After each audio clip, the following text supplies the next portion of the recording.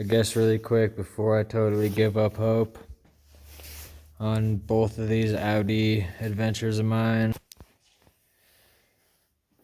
Here's the engine bay of the B5 pre-facelift, as you could tell by the two-piece headlights. AEB. Basically, I'm sure we bent some valves because we got really low compression and no compression in a couple of cylinders. I found an AEB head that has all the valves redone, lapped, resurfaced by a machine shop for $600. It is an AEB head, which is exactly what I need, and that should be here on Monday, so a day shy of a week from today. Then we're gonna pull this head off. Then we're gonna remove it from the exhaust manifold. I just think it's easier to unbolt these 3 bolts connected to the turbo and then lift it out. You can leave cams in and everything. My cam chain tensioner took a big fat one on me and just snapped right where the fingers are. Someone on Facebook asked me if I had 300,000 miles on my engine, because it looked like it. And this car only has 155, so I guess we're not looking too good in that department, but it comes with new cams, new tensioner, new valves, basically everything I need. I'm waiting for a poly drive, extended Torx, or extended socket, whatever, cylinder head socket to get here to undo these babies. It's kind of hard to see, but they're that shape. And if you have an AEB with these, that's the tool that you're going to need really to get it out. After you remove them, you're going to want to replace them with new ones. And definitely don't stray from the sequence that Audi recommends or requires, because that is key. It's one of those key things where you gotta be patient and do it right and ask questions and learn how to do it, because if you don't, then you're gonna have a brand new head that's gonna do you no good. I guess I'll show you guys the sequence right now just while we're on it, so you can see what I'm talking about. Here it is right here. So when you are removing it, you're going to want to do this sequence right here in the reverse order. So you would do 10, 9, 8, 7, 6, 5, 4, 3, 2, 1. And then when you install it, you're going to want to use brand new cylinder head bolts, and you're going to want to tighten it, preferably in 2 passes if you can, just to avoid any discrepancies or anything like that. But 1, 2, 3, 4,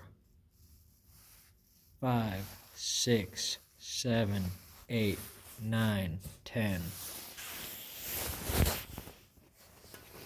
And again, that's all of these bolts right here. Another thing, my intake manifold was hella dirty, so basically all I did was spray some layout dye remover onto this puppy, this thing over here. Pretty hardcore. I kind of soaked it and wiped it off with a paper towel. And as you can see, it's not done yet, but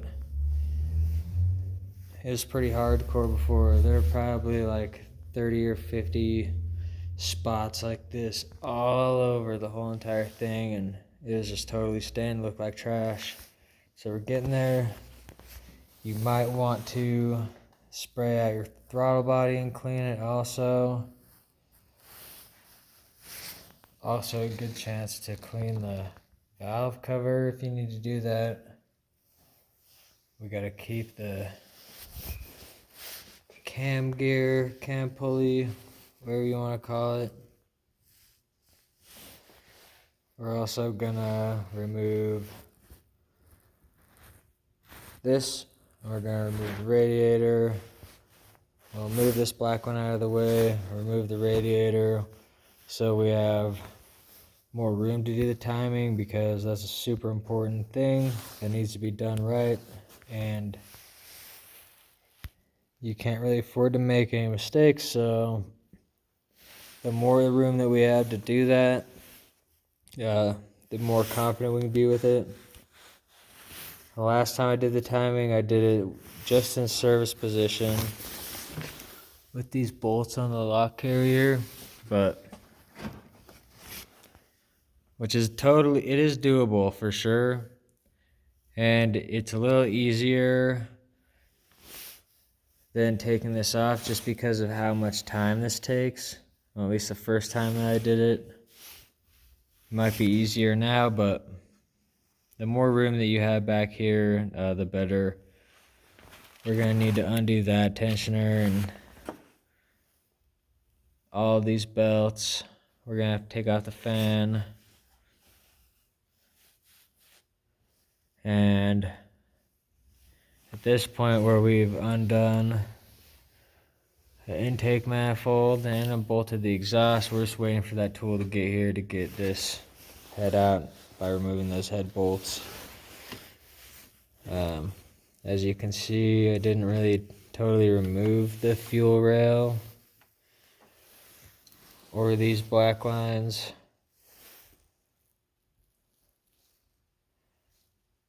And I was totally able to get the head to the point where it could come out before I removed the intake manifold. I just took it all the way out because I wanted to clean it. So I guess we'll see how it goes, and I'll record a video as soon as I get this totally opened up to see the damage to the valves, and then also to see if there's any damage to the tops of the pistons. So I guess if you guys want to see that or are interested in how to get the head back on, then like, subscribe, comment if you have any suggestions or questions. You know how it is. Peace out.